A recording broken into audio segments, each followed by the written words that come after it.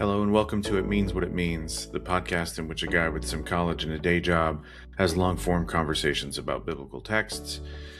This is the final episode of 2025, and so it's a preview of what I have recorded already for 2026. As of recording this here, 20 December, before it goes out on Patreon at midnight tonight, I have recorded 9 interviews, and so they'll be coming to you in the order that they were most recently recorded, and then that way the next episode that you have coming will be the final preview clip. The guests are, and I'll introduce them in turn between clips, but Jonathan Sedlak, Sarah Koenig, Marissa Franks-Burt, and Kelsey Kramer McGinnis, Eric Harvey, Jenny Grillo, Brian Walsh and Sylvia Kiesmat, David Basher, Kirk McGregor, and Alexiana Fry. And so just rolling right in, the first preview that we have here is Jonathan Sedlak. So Jonathan reached out to me. So when I tell you guys, if you have guest suggestions, I mean that. So he reached out to me and he said that his friend Darius Reed, who is I'm quoting his email, he said a big fan of the podcast. So shout out to Darius. I appreciate you taking my request seriously. It means a lot to me that someone could be described as a big fan. Maybe that's hyperbole. I don't need to know that. But so he reached out and we discussed his book, Reading Matthew, Trusting Jesus, Christian Tradition and First Century Fulfillment within Matthew 24 through 25. So here is a preview of that. I will be back after this to set up the next one.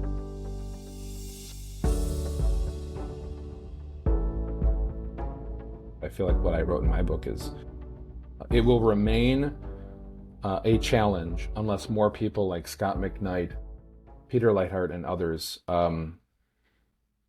if more people realize that there are real credible scholars out there that are saying the same thing, but like we almost feel like we're not allowed to say this. What's obvious, and it's obvious that tradition is, in this regard at least, of the Olivet Discourse, it's scatterbrained. People are not agreeing with each other. And they're all bouncing ideas around, none of which are entirely coherent. And the fundamental reason for the lack of coherence is, I believe, that everyone's assuming that Jesus answers the first question first and the last question last. And Matthew goes out of his way, uniquely, to show that no, Jesus answers the last question first and the first question last. So to the degree that Christians today are concerned about, this novel interpretation of first century fulfillment, the irony is that the novelty is not with myself or Scott McKnight or others who claim this. The novelty is with everyone who's veered away from what Matthew intended literarily. Because he's the one who presents the evidence we're supposed to be interpreting correctly. The novelty isn't with me. I'm trying to interpret it correctly. And the great thing about my book, again, and this is one thing that I enjoyed while writing it.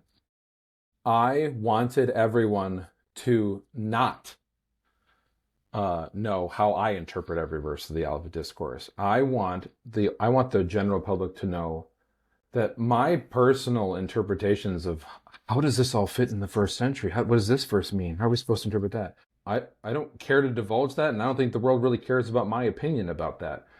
But everyone can see 1,700 plus years of answering that question. How does this verse fit? How does that verse fit? And they can see for themselves that the dissonance can be attributed to a couple misunderstandings. One of them, the most important one, is presumptions about the way in which the order in which Jesus responds to the question. So on that note, is there a literary or rhetorical reason to say, yes, absolutely, it would fit within these ancient literary or rhetorical traditions that Jesus would go last verse, first last in his answer? There could be allusions to last verse, first last with statements of Jesus. I would not pair it with that. There may have been common oral traditions about how to view it, but in terms of literary evidence, I am operating with literary structures that are grammatically justifiable, not just thematically justifiable, to show that this is the way that scribal culture would organize documents that are intended to be read. And I dabble a little bit in my book, mostly through footnotes, showing that there are other gospels, there are other writings that were meant for communal reading rooms. They were meant for an oral culture, like Mark's gospel would have been one of those. I don't believe that Matthew's would have been. I think Matthew's was actually made for scribes, and it was made for studying, and it was one of those expensive books.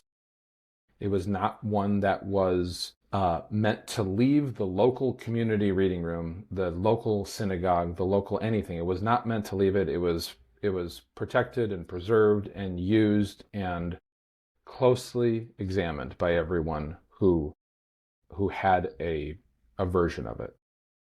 Another scribe in another community copying it and having it. I mean, it's by far the most cited of the synoptics early on. It's definitely the most common found, and that's why it's the most influential.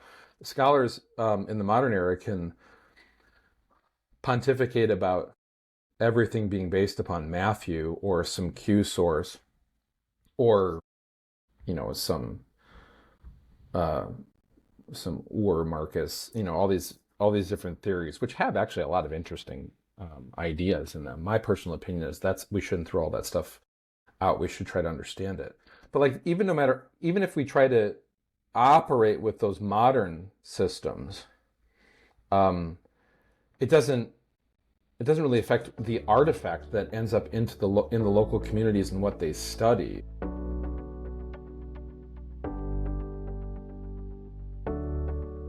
Okay. This next preview will be from Sarah Koenig, and we're discussing her book, The 10 Commandments Through the Ages, and this does come up in the interview, but this is a companion piece to Rebecca Eklund's The Beatitudes Through the Ages.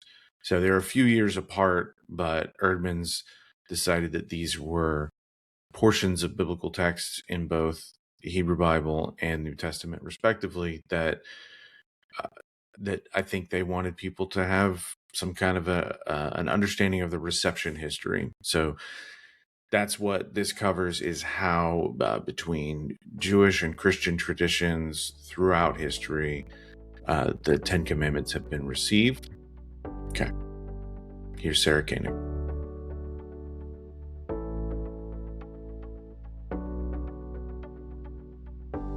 So there's obviously a lot of similarities. The 10 Commandments get repeated in Exodus and in Deuteronomy, as I've said multiple times, with some differences. And some of the differences are quite minor, such as a preposition in one that doesn't occur in the other. I think there's something like 20 quite minor differences. Some of the more substantial differences include the rationale for keeping the Sabbath. Both Exodus and Deuteronomy have the commandment to keep a Sabbath.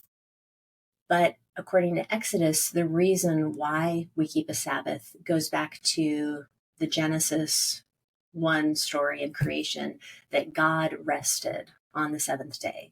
And therefore, that's why we humans are to create a Sabbath.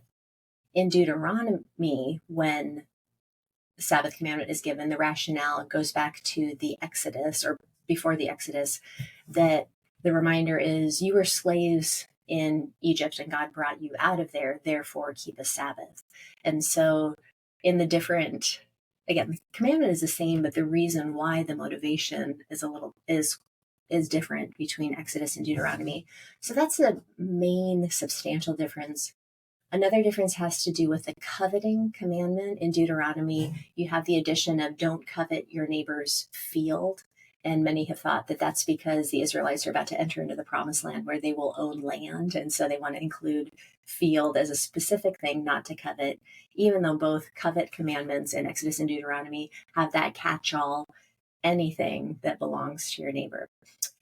But the other coveting difference is that in Deuteronomy, it says, do not covet your neighbor's wife first, whereas wife is included a little bit later on in the list in Exodus. And so because Deuteronomy says don't covet your neighbor's wife and then don't covet all these other things, some people who list out the 10 commandments, separate out the coveting command into two separate commandments. So a single commandment, don't covet your neighbor's wife, and then second, don't covet everything else that your neighbor has, which gets into another issue with the 10 commandments of how do we number 10? How do we get to 10?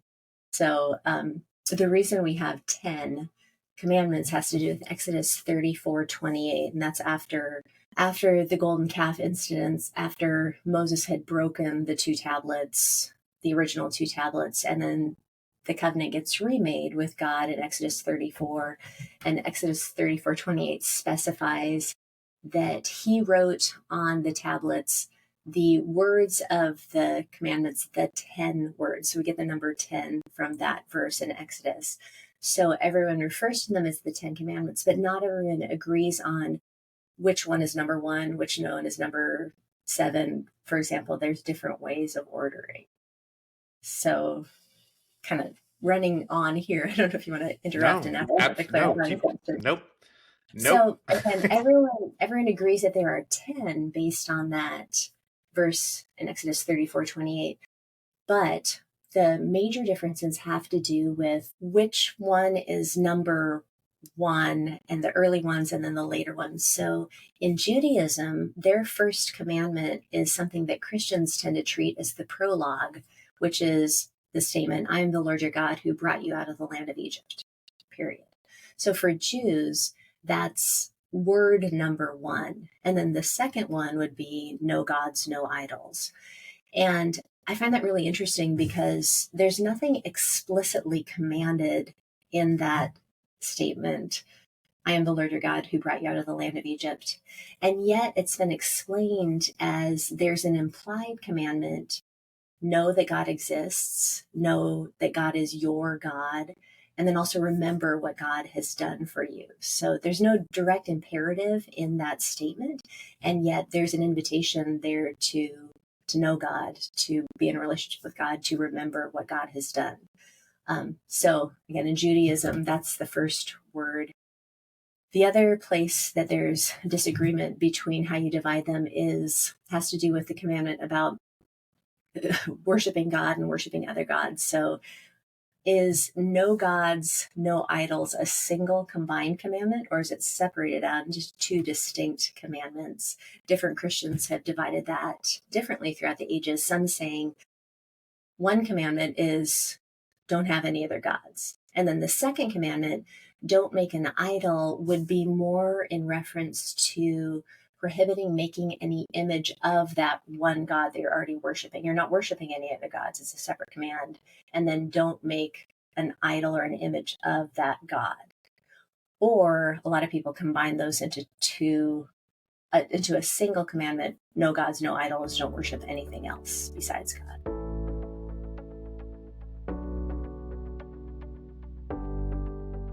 All right. Next up is a preview of my conversation with Marissa Franks Burt and Kelsey Kramer McGinnis, and we're discussing their book, The Myth of Good Christian Parenting, How False Promises Betrayed a Generation of Evangelical Families. As with a lot of books, the title is much more inflammatory and attention-seeking than the book itself is. This is a very helpful assessment of the history of parenting books in general, the nexus between self-help and parenting, and just the notion of success as a good metric or rubric for whether or not you're doing a good job parenting, and what the duties and roles and responsibilities and things like that are. And considering how central an understanding of family is to our understanding of society and humanity, I think this is a really helpful rehashing of some historical questions, or they are asking some very good questions of the history of this movement rather than just accepting it at face value for what it is now. And I think we can fall prey to the idea that whatever the discourse at the moment is, it must have always been this way, and that is not the case. So yeah, here's that preview. Pick that book up. Yeah, it's a helpful assessment of a world that we live in. Here is a preview of my conversation with Marissa Franks Burt and Kelsey Kramer McGinnis.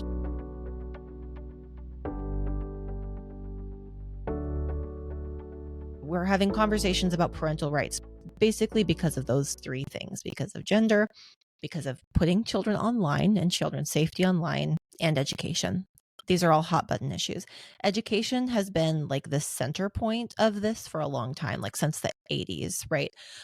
There was a major evangelical movement to get prayer back in schools or get the kids out of public schools and put them into Christian schools or homeschool, right? And that kind of happens in waves. We are in some ways in an upswing of that right now. Where I live in Iowa, the school voucher movement is very animated by Christians who want to be able to put their children in schools where they won't be exposed to certain ideas. They want more control over what their children hear and see and learn.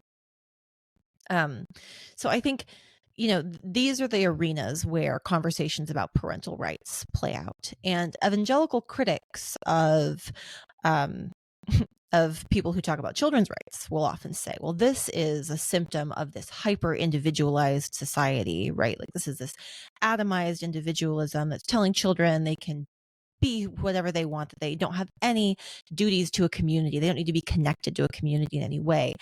And there is a whole body of Christian philosophy. Alistair McIntyre is a virtue ethicist who writes a lot about balancing the autonomy of the individual within the context of a connected community, right? Like that is a tension that he has been writing about for decades. This is not a new problem. There is a lot of thought that we can look to that lays a foundation for people who want to say, my child has their own will. They are their own person. I want us to be a connected community that supports and loves and cares for one another, but not at the expense of my child's individuality and their needs. A lot of the time, evangelicals just do a really bad job of making this an either or situation, right? Like if you give an inch toward these children's rights people, the government is going to take your children away. I mean, that's basically where this is. Like if you give these people an inch, they're going to let your child give themselves a name and go off and join some kind of government thing, and you'll never see them again. I mean, it's catastrophizing all the way through, when the real answer is that this is a really messy process, but children are their own individuals with their own individual wills and individual needs, and they are not pets and they are not machines. They can't be programmed, and unless you are someone who ascribes to a very particular version of behaviorism, you cannot program your child to behave a certain way.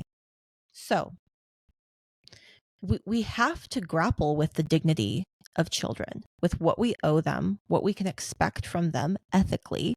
And the uncomfortable reality is the Bible just doesn't deal with that directly. So we have to look to the person of Christ for an example of what to do with that.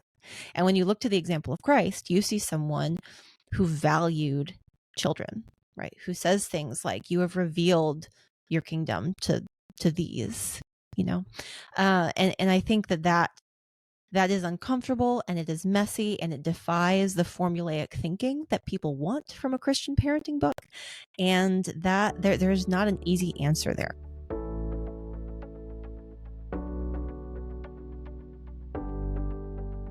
Next up, our return guest, Eric Harvey, had him on early on in the podcast, and I really enjoyed that.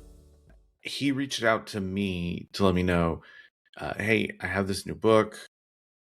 It's with the Cambridge University Press Elements series, and I had noticed some scholars posting these out there on Twitter or whatever, because it's like when it released for the first 2 weeks, it was just open access. So yeah, he reached out to say, hey, if you're interested, which of course I am. I had a great time talking to him last time.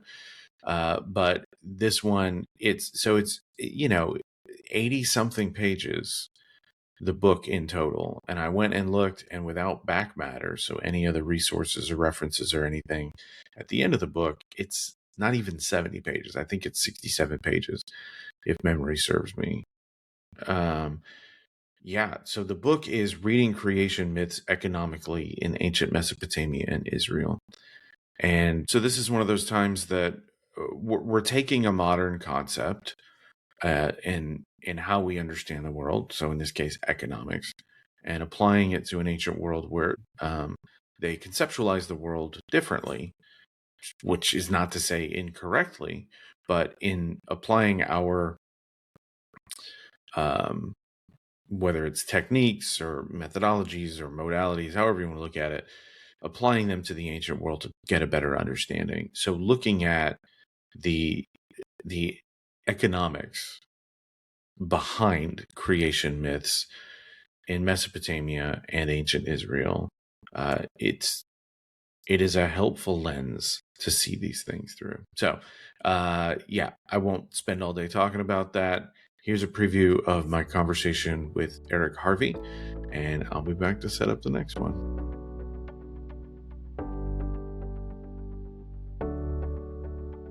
So things that I was raised with, like as I'm reading through the kind of recounting of the ancient Mesopotamian creation myths, and you're pointing out that like, well, here was the reason for the creation of humanity, and it's this is, and I'm like, I don't know how he's going to do that with the biblical creation story, and I realized I had this kind of a foundational understanding of creation as an end in and of itself, and that ends up being a thing, but kind of alongside that, there is the, I'm born in the 20th century here. I'm an adult in the 21st century. So the understanding of economics as like a more, I guess, complex or graduated or elevated understanding of the things that these people were associated with gods. Like we see ourselves as separate from that, but you're attributing economic motivations or understandings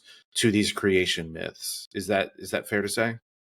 Absolutely. And I think I would say I'm trying to sort of undo a constriction of what we refer to as economics that's happened in the 20th century, following particularly what's called the neoliberal turn, where the economy gets sort of separated from the rest of life and extracted as its own unit of analysis. And it's been really an attempt to treat it almost akin to a natural science, right? But there's this separation of economy from life that is really, when you get right down to it, untenable, because everything we do that requires stuff has economic ramifications, right? Even a lot of the most abstracted things, the most thinky non-manual labor type of things, nevertheless rest on these vast and like deeply entangled economic processes and chains and flows of materials and labor and money. And so religion in particular is also has a highly economic side that we just try to suppress in a lot of our discourse, right? Religious buildings have to be built. Religious professionals have to be paid. They have to, make enough money to eat. Materials for our weekly services and other parts of religious life together have to be purchased.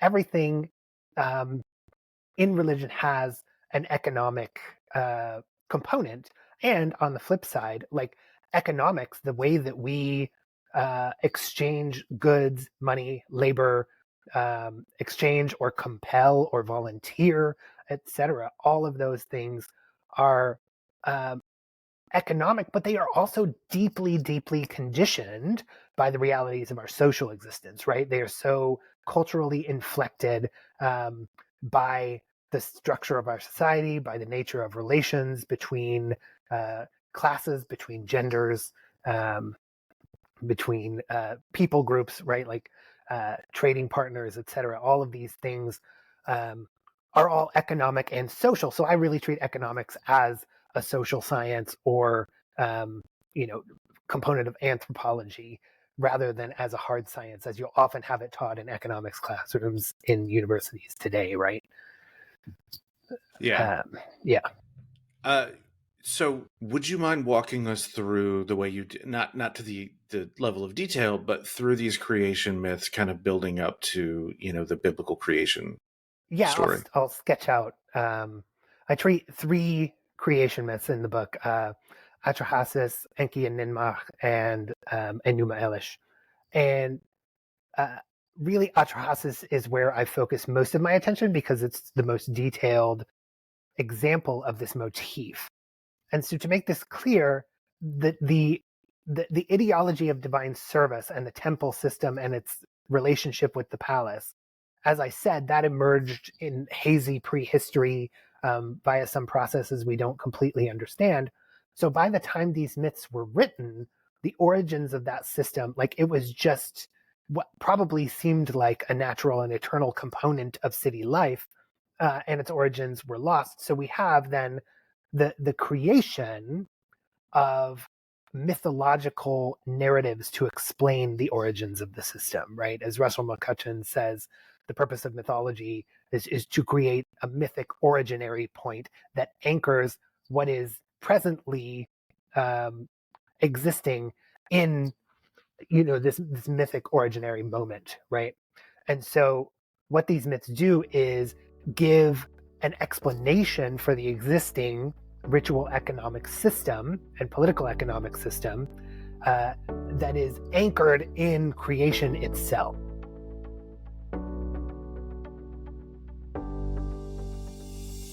Okay.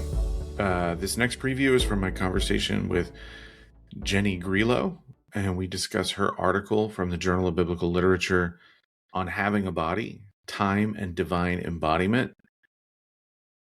It's weird to come across a topic like embodiment and realize you just kind of take for granted that you understand what it is to be embodied or what embodiment means because you have a body, and to just run smack dab into a wall that makes you think about something that it's just, it's like the water that you swim in.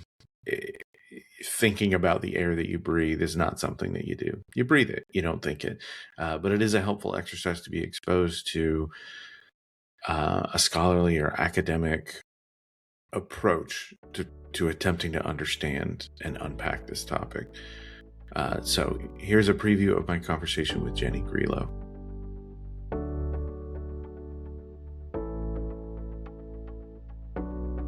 Is it really that we're being shown a God who is here one minute, not there, who looks like this in one place and like this in another place? And so I thought that was a reasonable question, and I did then go back and look and see whether that was a complete explanation for the kinds of sort of choppiness in God's self-presentation that I was seeing in Genesis. And I don't think it is, even though sure there are some distinctions. The God of the J source is more physical, if you like, whereas in P or E, if there's such a thing, you get more of a sense of appearance without such a specification of a body. Nevertheless, at a redactional level, those are all being presented as the same self who doesn't have a consistent bodily self-presentation. So the inconsistency is real. That's an interesting that there are diverse perspectives that are all kind of feeding toward. We're talking about the same.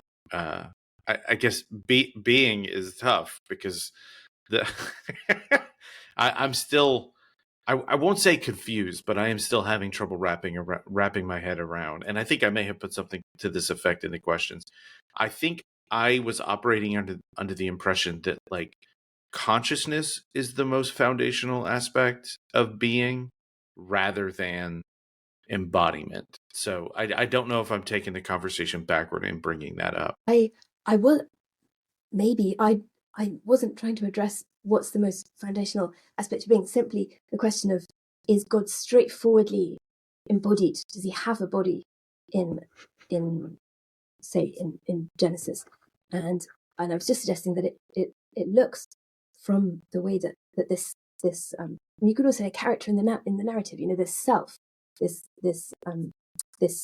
actor, God doesn't, although he's presented by the kind of final form of the text as a continuous self, doesn't have a continuous bodily presentation in the way that we normally mean when we talk about a self that has a body.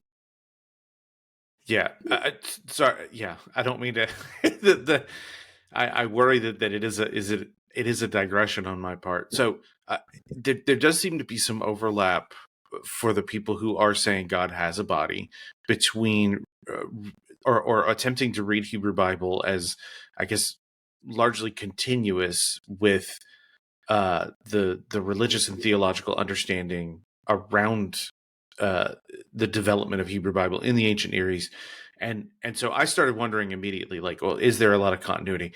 And you mentioned, I'm probably going to say this wrong, Cathar, Wahasis, and Danil.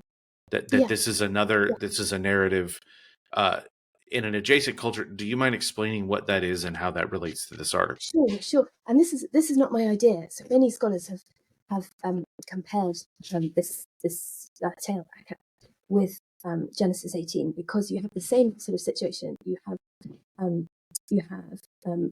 Abraham and Sarah, who are visited by God, who accepts their hospitality and promises them a son. You have the hero Daniel having this god Kothar Hassis come visit him, and it's just a parallel narrative. Other scholars have made that comparison before.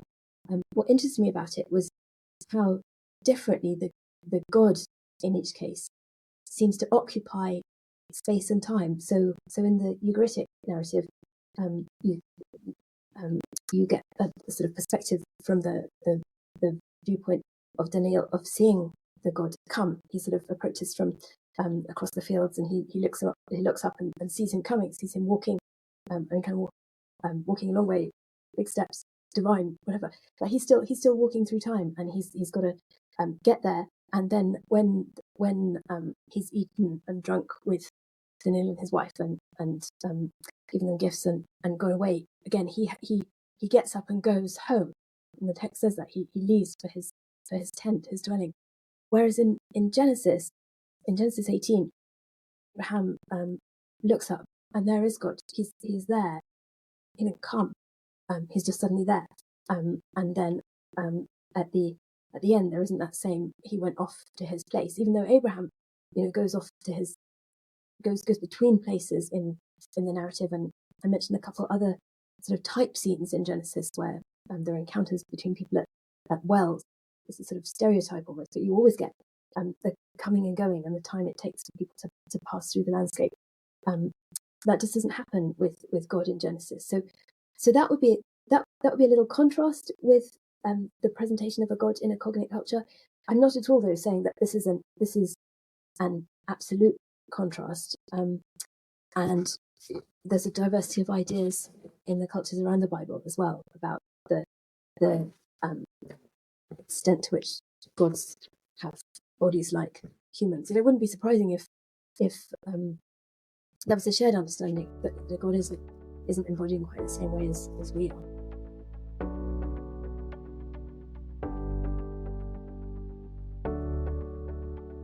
Next up, this is a preview of my conversation with Brian Walsh and Sylvia Kiesmat on their book Colossians Remixed. Colossians Remixed has had a huge influence on me. It is a book that since I read it back in 2005, I changed the way I voted. I'll let you get to the full conversation because we do discuss that a little bit. I won't go into that here quite so much, but it is a book that I have thought about a great deal in the last 20 years.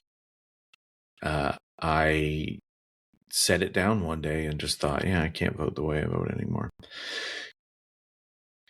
And, it kind of being connected with a lot of the N.T. Wright, I would say, in the words of Dr. Laura Robinson, one of the hosts of the New Testament Review podcast, and also, coincidentally, wife of friend of the pod, John Depew, that what she describes N.T. Wright as is baby's first biblical studies, I think is how she put it. And that is absolutely the case. He is my Fisher Price, my first biblical studies. And I say that without any shame. I have a great deal of appreciation. And knowing that there was a nexus between them is part of the reason that when my friend Nate Finch started speaking so highly of this book, I grabbed it. And it's a book that I've bought copies of for people over the years because it was so important to me. It was so helpful for me, and it blended so many things that I was either already interested in, like biblical studies, or would become interested in. And so an example of that, which does come up in the conversation, is Naomi Klein's No Logo. It features very prominently. And then there were some political other kinds of political thinkers that that were in the book that I was already aware of. And so, yeah, they compiled so many things that were so appealing to a 22-year-old and have stood the test of time to where a 42-year-old who's trying to revisit some of those things and still work through and understand most of those things that he was introduced to 20 years prior. I was so eager to have them on the podcast and, just chip it away and probably going into people's spam folders. There are, people I still haven't booked on the podcast that meant a lot to me in my early 20s that influenced my thinking even now. And I'm super excited to say that, I booked and recorded an interview with Brian Walsh and Sylvia Keesmaat, and hopefully there will be more. I just need to do the assigned reading, which is I need to get some Wendell Berry under my belt because Brian told me that was a condition for them coming back. So that's enough yammering from me. Here is a preview of my conversation with Brian Walsh and Sylvia Keesmaat about their book Colossians Remixed, which you should buy and read. Okay, I'll be back in a few minutes.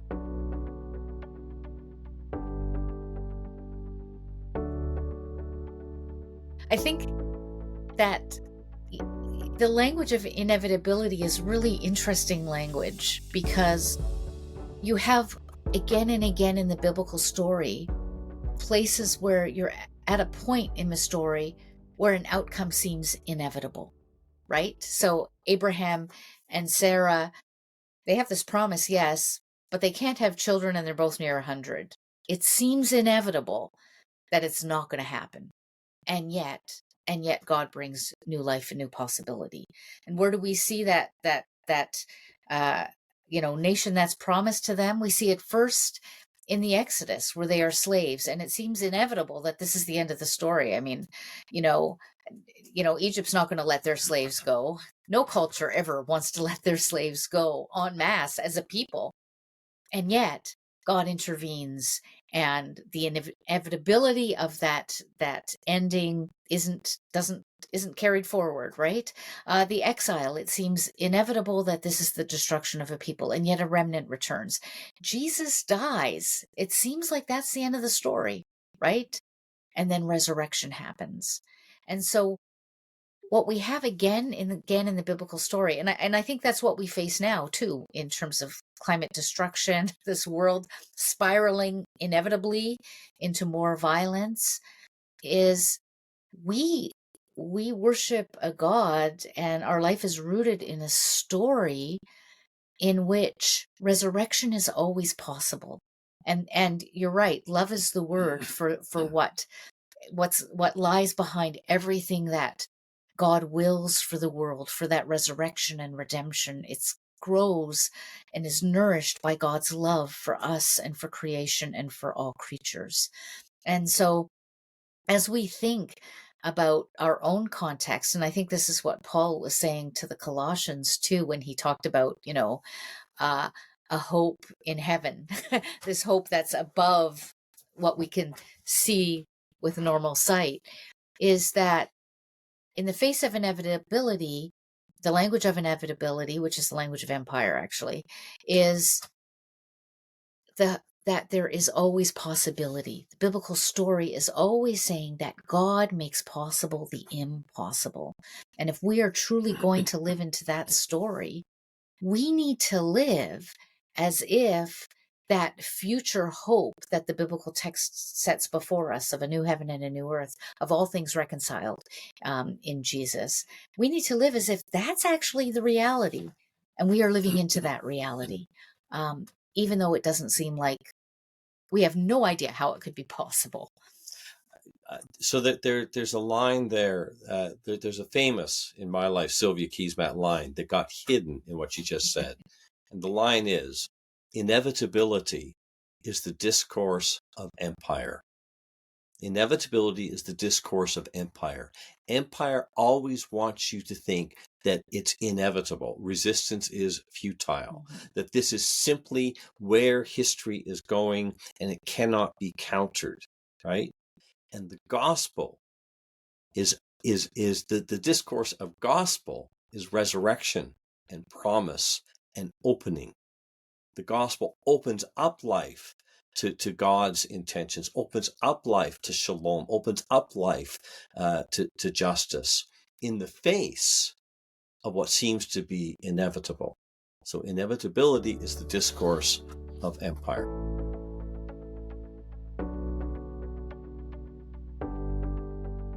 Okay, next preview is my conversation with David Basher, and we discuss his Journal of Biblical Literature article, Saul and the Not So Holy Ghost, 1 Samuel 16, 14 through 23, and Ghost-Induced Illness. I don't talk enough about things like this on the podcast, and part of that is my slapdash approach to booking guests.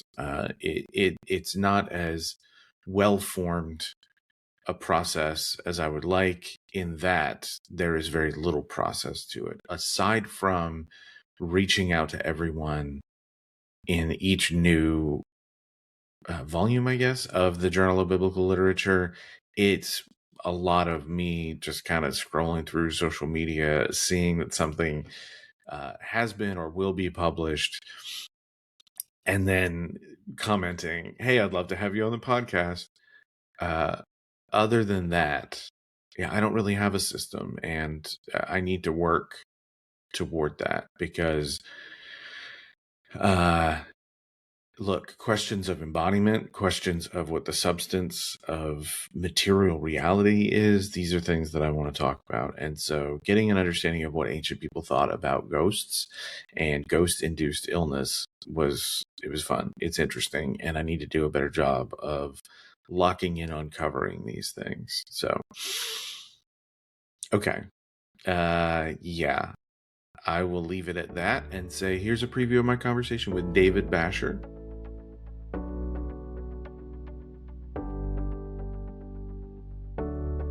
We do need to, in my opinion, understand their historical context, understand what did they think was going on. And from that, we can figure out what is going on ourselves. The problems with truly medically diagnosing Saul is that all we have to go off of is a narrative depiction of Saul. We don't have anything else. We don't have any more information about who Saul is, about besides these little pieces of narrative. It's typically considered bad practice to diagnose someone with a mental health issue if you've never actually met them.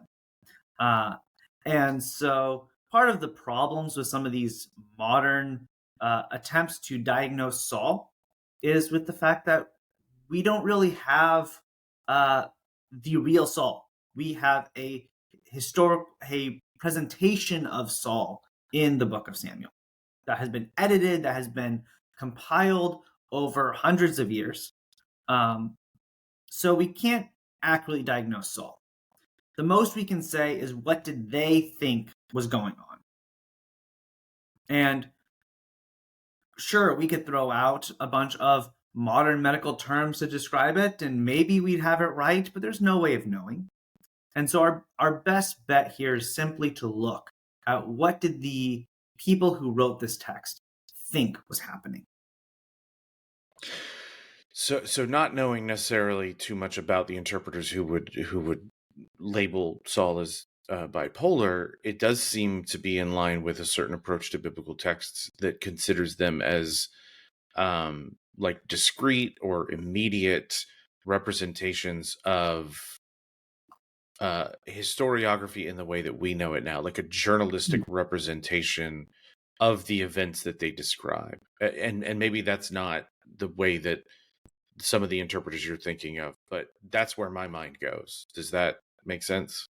Yeah, that does make sense. And I'm not going to speak for what those interpreters were trying to do, because I don't want to mischaracterize their work. But yeah, I'm just going to leave it at they will often describe Saul's illness in modern medical terms that I think can be problematic when we understand the biblical text as a ancient compilation of narratives. I just this phrase comes to mind. I remember reading an article in the Westminster Theological Journal, like I think in 2004, and it was about the flood narrative, and the person said this is not a VCR account, and even in 2004, that term was kind of dated. I don't know that by the time I read it, I could find or VHS of new movies anymore. But Do now you need to explain that for your audience real quick so they are following? Yeah, so VHS were these, well, I was about to say these big like cassette tapes, but I guess I would have to go back even further. It was like a strip of film in a box that you would put in another box, and that box would show you the film on your TV. And you could record TV shows with it, but you had to be set to channel 3. But I kind of think about that I think about that phrase a lot because it was helpful along with some other stuff I was reading around that time of framing, like consider these as texts that developed over a long period of time. And I bring that up because that is how you describe in this case Samuel. Like this is a text that's built up over time. It accumulates, and we're reading the story, and doing your best is looking at the world around that to see like how does it resonate. So I think I'll try to stop with this particular digression at this point.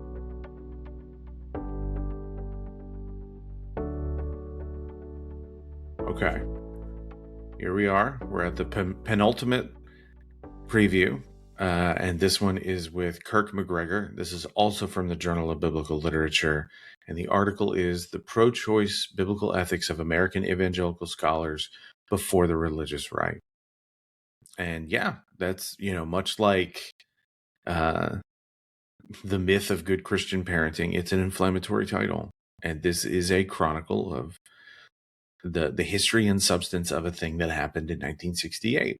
So if you heard, or maybe you're reading the show notes and you read that title and you're turned off by that, that's fair. That's fine. I would ask you to hear him out.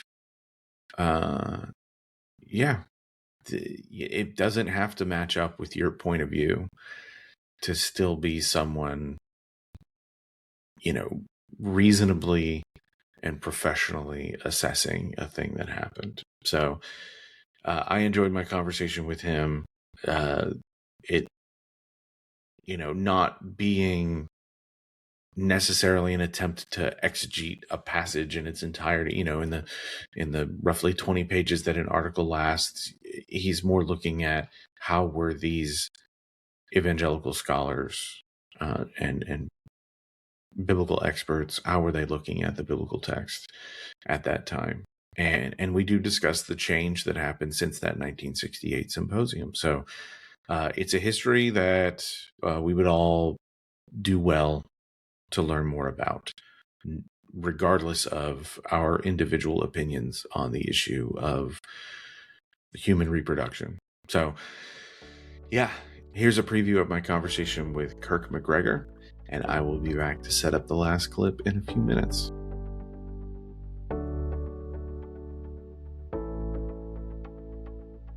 To that point, How was the symposium's conclusion received by women? It was received very well. Evangelical women who commented on the symposium cited it approvingly. So Letha Scanzoni, who is the wife of one of the symposiists, she wrote a book called Sex is a Parent Affair, I believe was the title. And astonishingly, in retrospect, the book was endorsed by James Dobson. James Dobson wrote the foreword for the book and says, her recommendations in this book are sound. These are biblical principles. This is what we should do. And in that book, she argues for a pro-choice case and takes the most liberal perspective by modern standards of the word liberal, the most liberal perspective of any of the perspectives that was taken at the symposium. So at the symposium, as I said, everybody was in agreement that mother's life is at risk, child's life is at risk, rape or incest, that called for an abortion. Where there was controversy, and only a minority would go this far, would say, like, if socioeconomic factors were in play, or when psychiatric factors or psychological factors were at play.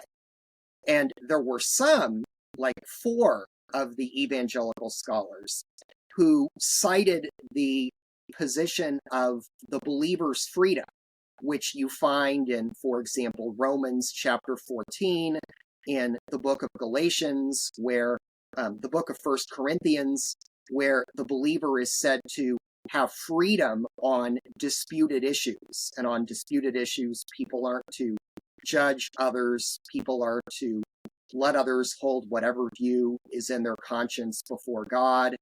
And that there isn't, that this should not be a matter of division.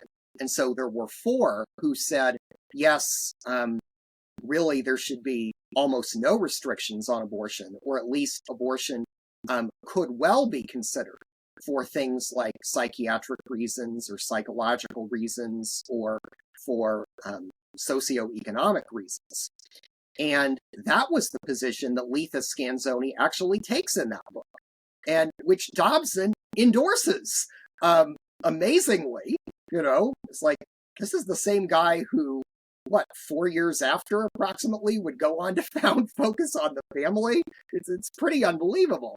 And there were several other women evangelicals who essentially said the same thing. There was an evangelical women's journal called Daughters of Sarah, where they devoted one of their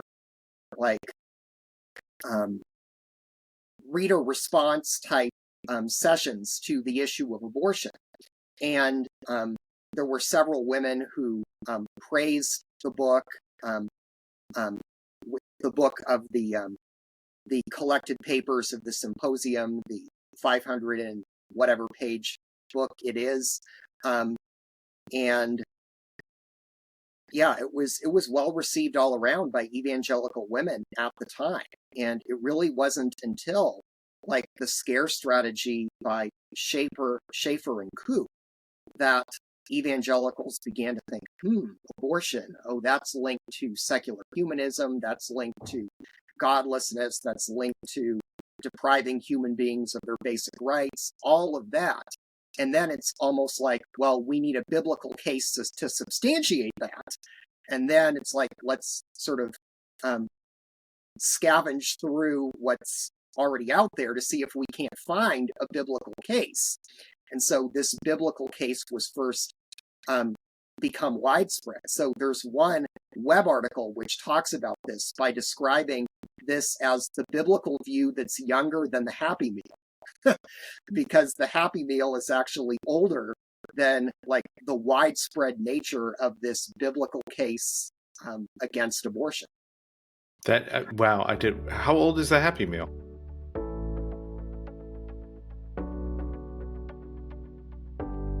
All right, here we are.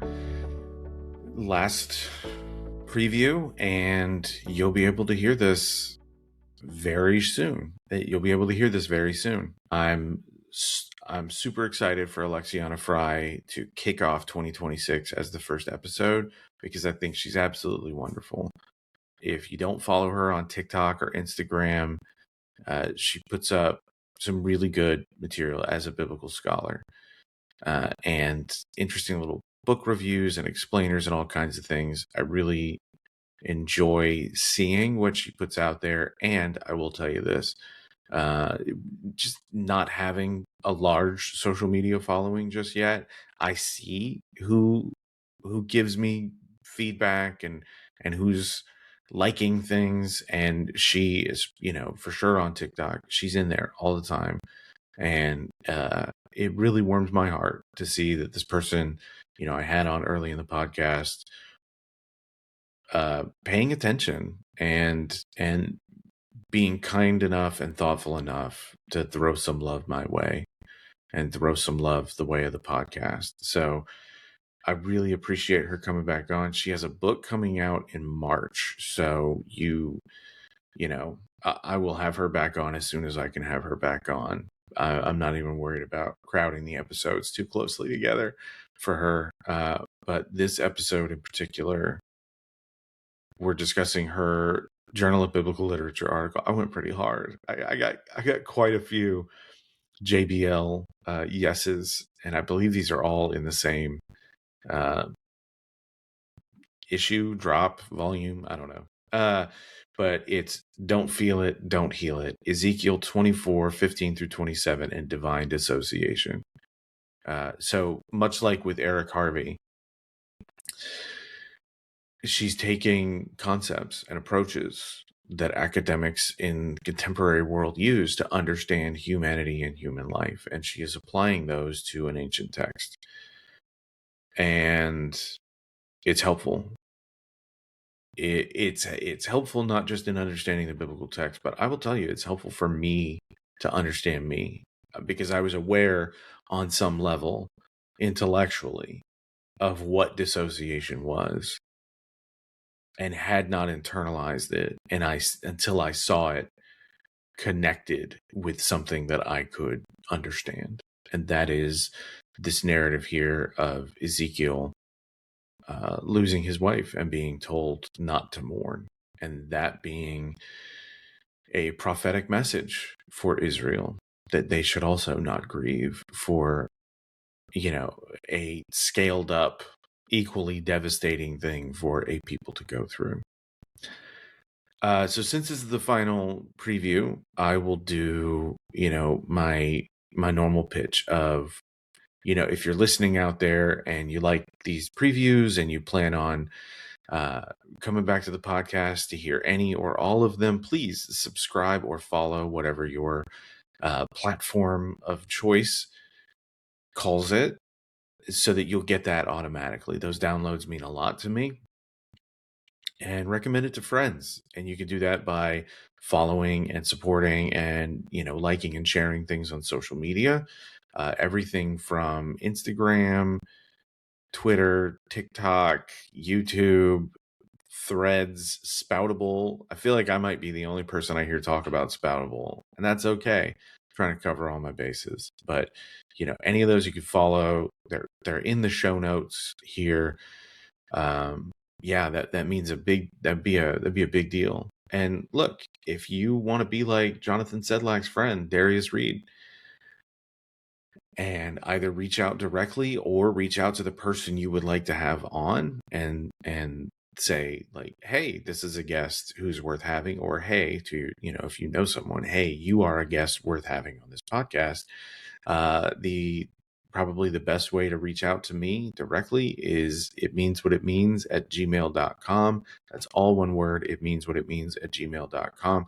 I do check my spam folder very regularly just to make sure I'm not missing anything if someone does reach out. Nothing legit, I don't think, has come through there so far. But yeah, hit me up. Let me know who you'd like to have on, what you'd like to hear me talk about, or, maybe what I'm doing well or what I'm doing poorly. But here's the thing, man. I would love to be able to do this as a day job. Reading people's work and talking to them about that work, or connecting with people for whom their religious or spiritual tradition is really important. I want to do that. I want to do that full time. And so one of the things, chatting with Jonathan Sedlak after the interview was done, I asked him if he had any feedback for the podcast, and he said that he appreciated that I'm not trying to sell people anything. Okay, look, I don't have a big enough audience to have ads in the podcast. And I'm on the fence as to whether I will or not. There are days I'm for sure hard in the paint. I'll have ads on this podcast once I have a big enough following. And there are days that I feel really uncomfortable about that. And ultimately, what I would like to have is a big enough base of support on Patreon that I don't ever have to do ads at all. And that all I ever have to do is ask the free audience to consider chipping in $5 a month. And when you think about it, the number of people that I would need to chip in at $5 a month in order for this to become my day job is not that big. I do not have to have a massive following. I am not looking to be Joe Rogan. I am not looking to be Ezra Klein or Amy Poehler.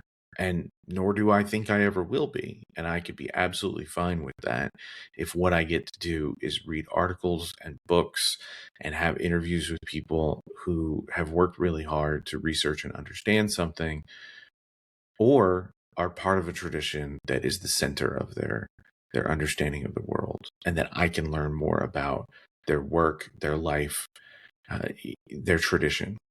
So to do that, use the link in the show notes. Go to patreon.com, chip in $5 a month if you really want to give the ultimate level of support.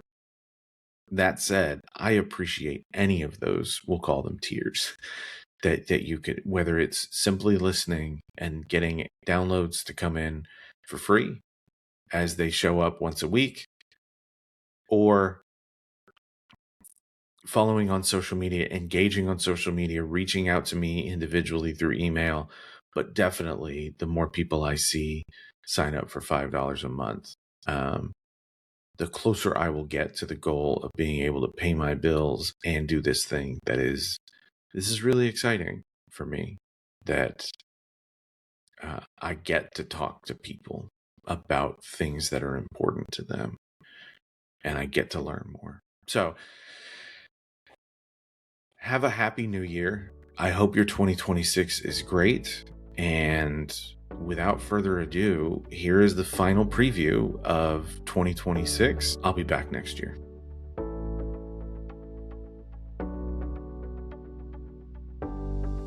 So instead of doing the mourning processes, they are to put on their headwear or their turban and to put on their sandals. And she reads that as a marital ritual, in that they are going through a change of status. They are becoming, they're going through they're creating a new covenant. They're becoming the chosen bride of the deity, instead of the people that they are now severing from, right? The people who are back in Jerusalem, they're no longer a part of this. They are not the chosen people. We are, right? And so we don't need to mourn. She actually writes, because it's a marital ritual, this is good news, right? She writes, quote, "Even if this seems like a denial of their grief, the exiles escape neither their pain nor their responsibility." That's all well and good. But then she writes, "Grief is not always a good teacher. Ezekiel 24 is attuned to this understanding of the seductiveness of mourning." And I'm like, okay, it would be one thing if if they were allowed to mourn at all, but they're not. It's not as if he's like, okay, you guys have been doing this for a while. Can you not? No more.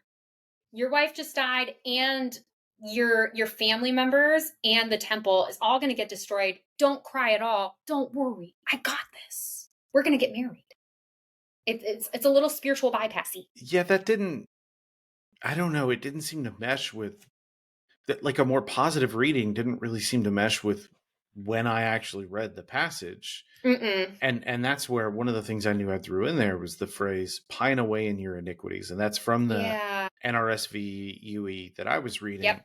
But Yep. I was like, well, it sounds like they're not mourning to begin with, Mm-hmm. and they're in a situation where Adonai thinks they should be, and so this, like, I'm going to kill this person, but you don't mourn to reflect back to them what they look like not mourning, and they're just going to continue to pine away in their iniquities. Yeah, they're going to be consumed by their iniquities. I don't read that as a particularly positive thing. No. And there are some people who read that and they're like, well, see, he lets them groan to one another, right? That's part of the other half of that verse, right? You will be consumed by your sins. Pine away is another way of translating that. And you can groan to one another. And so some people have read that and they've been like, oh, well, they can talk to each other then. Like, it's fine. I'm like, well, there's a differentiation between grief and groaning and engaging in the public ritual and relational practices that would help them come to terms with acceptance and healing. Instead, they are cemented in, and actually it's interesting that you brought up earlier, they're cemented in this ritual of, they are ritualizing the severing of themselves from their family members, from what was, instead of actually mourning and grieving. Like, let's just move right to the thing, right? Let's just move right into action. We don't need to think about it. We don't need to feel. I mean, you can kind of feel on the side, but we're not going to do this. We need to just get. So bear with me, because I'm not really sure what the connective tissue is here, but I read Homosociality and Male Friendship by Barbara Tita. Okay. And I mean, the explanation there seems to be like, well, Adonai is a character who is interested in his own honor throughout Hebrew Bible, and that's kind of the point, and that's the point of the story. And I got a visceral sense of there's a similar situation happening here. Very much so. I mean, the entire book is about, and actually, if you think about it, right, one of the things that I argue is that Ezekiel could be, in essence, dealing with some dissociative identity disorder, and that there's kind of a slippage between the deity and the prophet. They kind of are hard to differentiate at times, right? And part of that is because he is supposed to emulate and also mediate in a lot of ways. But it's fascinating because there are really good discussions on how, if that is the case, we also need to do a trauma-informed reading of the deity.